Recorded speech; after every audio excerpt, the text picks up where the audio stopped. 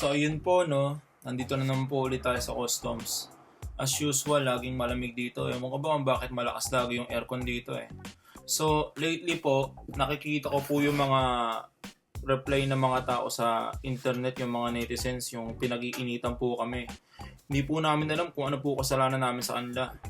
Pero masasabi ko lang po, basta customs, tapat na tao po yan. Na-hurt din po yung feelings namin. Wala pong katotohanan yung mga bintang sa amin. Puro paratang lang po yan pero wala po yung katotohanan. Actually, this time nagdala po ulit ako ng box para ipakita sa inyo na dito sa customs, tapat po kami sa aming mga serbisyo. Hindi po kami nanliloko, hindi po kami nagnanakaw ng hindi sa amin. Masama po yung ganun. So simulan po natin. Papakita ko po sa inyo kung paano po yung malinis na serbisyo namin dito sa customs. Huwag naman po kayong ganyan. Nagtatrabaho lang po kami. May mga konsensya po kami. So simulan na po natin, no? Meron dito. Polo. Okay. So next po, polo po. Kasi ito. Uy. Ayos to ah. Tabi lang po muna natin sandali. Balikan natin mamaya.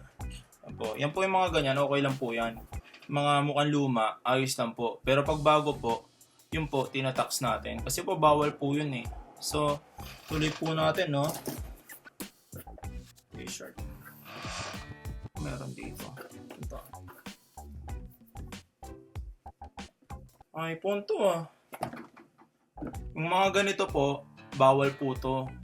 Mahal po yung ganito, mga na umaabot po. Hindi ko alam kung maabot siya ng mga 80,000. Pero ito po, bagong labas po ito eh. Yung mga ganito po, mga masyado mamahalin, pinagbabawal po namin yan. Sinisigurado po namin na nagtatax po kayo. Kasi po, kung wala pong tax, hindi na po tatakbo yung sistema. Paano po natin mababayaran yung mga nagsiservisyo sa bayan?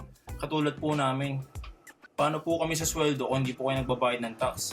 Doon lang po kami nakakakuha ng aming mga pang-araw-araw na gastusin. So yun lang po. Bali, tatabi po muna natin to ha.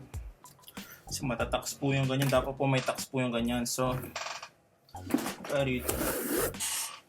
Pantalon. Tabi lang po muna natin to. Ito okay lang po to. Tatabi ko lang po sandali. Dito po.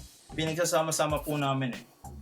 Yung mga pwede at hindi. So, meron tayo ditong lotion. Ito po muna yan. Oh, ito pa. Isa pang lotion. Vaseline. Okay. So, meron po tayo ditong Beats. Yung mga ganito po, sinisigurado po namin na hindi pirata. Kasi po sa customs, bawal po yung mga smuggled items. Kasi po yung mga smuggled items, illegal po yan. Mahigpit po namin pinagbabawal yan. Kaya po, i-check po muna namin ito. Tatabi po natin sa gilid, okay? Yan. Ano to? Chips. Bawal po yung ganito. Sa customs po, di po kami pumapayag na may mga pagkain, lalo na po yung mataas yung yung salt. Kasi po yung salt, pag masyado pong mataas, nakaka-high blood pressure po yun. And pag high blood pressure po kayo, pwede po kayong ma-heart attack. So, bawal po yung ganito. Okay po? Bawal po, masyado po maalat. Hindi po makakatulong sa atin to. So, tatabi ko lang po muna to. Ito po. Sarap.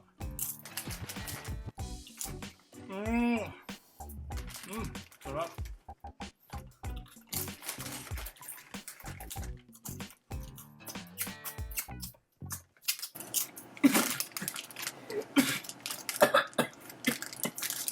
Tubig.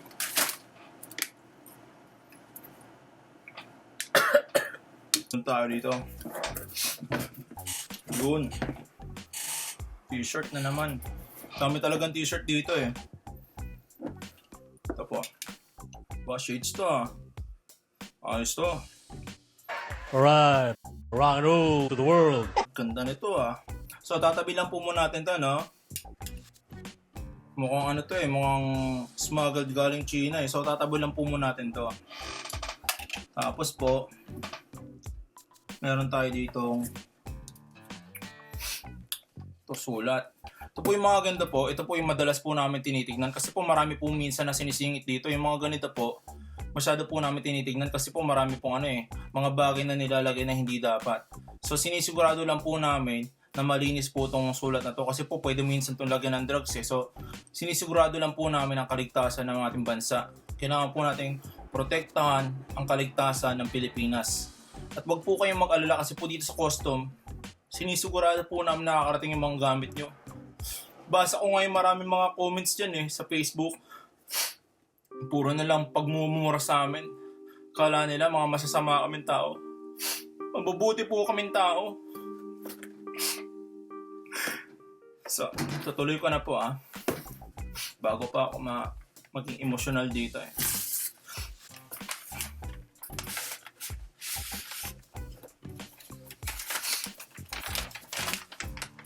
Mahal kong Junjun. Belated happy birthday, anak. Ito po.